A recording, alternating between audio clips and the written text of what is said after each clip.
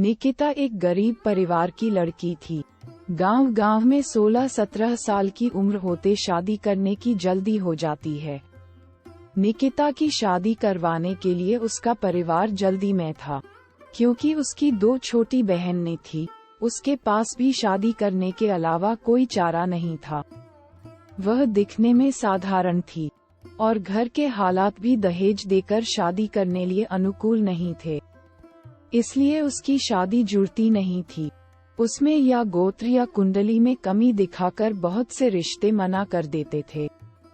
अंत में एक रिश्ता आया और उस लड़के ने उसे पसंद कर लिया। लड़का सेना में सिपाही था। बुजुर्ग लोगों ने शादी करने पर नाराजगी जताई और कहने लगे कि लड़का अपनी पत्नी को समय नहीं दे पाया और कल शहीद हो गया तो। पिता ने बेटी से पूछा।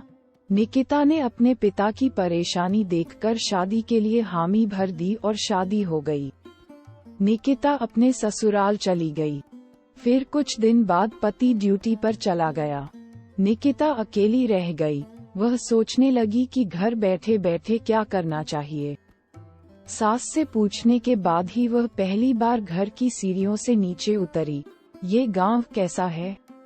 वह देखने गई थी। गांव बहुत बड़ा था। वहां उसे कोई नहीं पहचान सका। वह एक बड़ी दुकान के सामने चल रही थी, तभी एक दुकानदार ने आवाज लगाई और कहने लगा कि भाभी कोई सामान चाहिए क्या?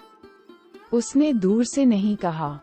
कुछ दूर पर एक किसान अपने खेत का कृषि सामान लेकर शहर की ओर जा रहा था। उस किसान ने निकिता को सलाम किया और पूछने लगा, भाभी आज यहाँ कहाँ? इस पर निकिता ने उससे कहा, आपको क्या करना है, मैं कहा भी जाऊं।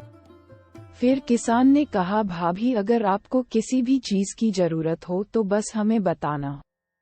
धीरे धीरे निकिता आधा गांव घूम चुकी थी, लेकिन ऐसे किसी से कभी नहीं मिली जिसने उससे बात नहीं की है।